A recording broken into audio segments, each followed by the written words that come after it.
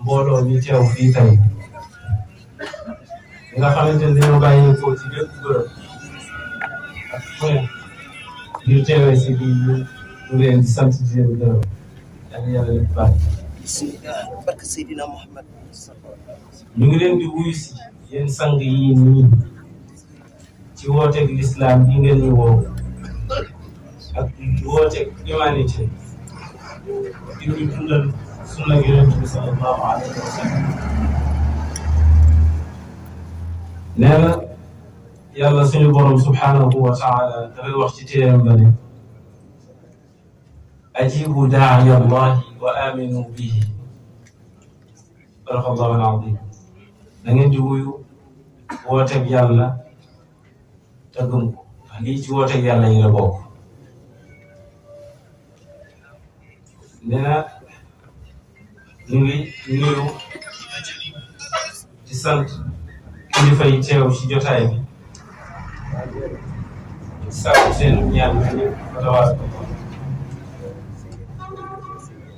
ci tamit ci mbooloo mi ñuy dundal njàngale suñuy sëriñ yu teddi ak ziyaara yi nga xam ne daan nañ ko def.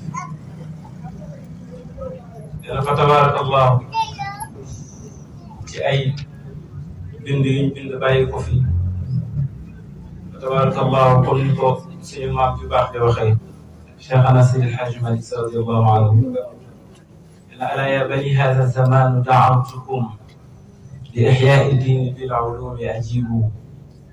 yéen doomi jamono ñu ngi leen di woo ci dundal diine ji ci xam-xam na ngeen wuyu si. فنسأل الله تعالى أن يجعل هذه التربية مباركة نجاة لنا ولكم. danaa ba ñaan yàlla ci wuyu gi ñu leen di wuyu si ci jotaay bi mu doon barke ci ñun ak ci yéen. du ñu fàtte tamit du ñu fàtte te du ñu mus a fàtte suñu càpp wurus bi nga xamante ni lépp dafa bokk ci Malikiya gi nga xamante ni borom yi jikko yu baax la yu rafet. tabarakallahu mooy ki nga xamante ni mooy suñu sang di suñu woyju soxna Umu Kalsum Si bint Abubakar Muhammadul Mansour hafidahullahu wa raa. yaay علمتنا كيف سنكون طلابا لهذه الحضارة. xamal nga ñu nan la ñuy nekkee ay taalibe ci biir xadara. kon wàcce nga bi ndax mënoon nga ñëw jël teg ñu ci yoon bi ñuy yóbbu yoonu sëy waaye nga teg loolu teg ñu ci yoon bi ñuy yóbbu yoonu taalibe. علمتنا الكثير بما لا يحصل عن المكان. xamal nga ñu lu bëree loo xam ni maanaam bërëb bi mënuñoo may ñu ko jug. xamal nga ñu ni yow yaay xamal nga ñu ni أن الأمة مدرسة إذا أعددتها أعددت شعبا طيب الأعراق. xamal nga ni yaay école la ba nga xamante ni boo ko préparé nga mbooloo sha'ban ay mbooloo طيب الأعراق nga xam ne dañuy tedd nag ci askan. li ma gën a metti nag ci jotaay bi mooy dañu woote cellule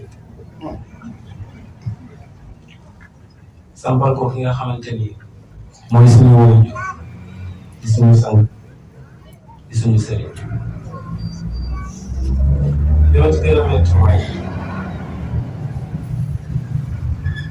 man doom la waaye taalibe la ci yow. su ma sañoon bu ñu woote woon cellule bii nii ma taxawul ko sama bopp defaral ko sama bopp. incha allah. fekk ma nekk ci defaay bi.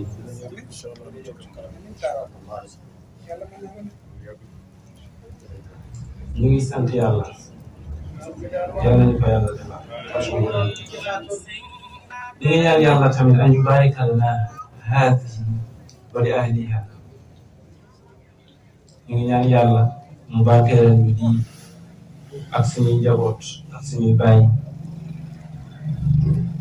fa tabarakallahu maa ngi sant sama yaay Hadj Mansour maa ngi sant sama papa sant naa sama papa waaye sama yaay ji mën naa ne li ma defal ci àdduna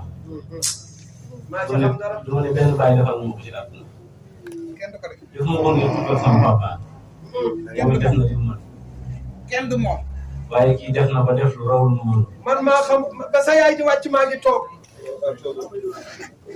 sa yaay ba muy ñëw maa ngi toog la ko fa jëlee day du dara lu dul yàllaa ko dogal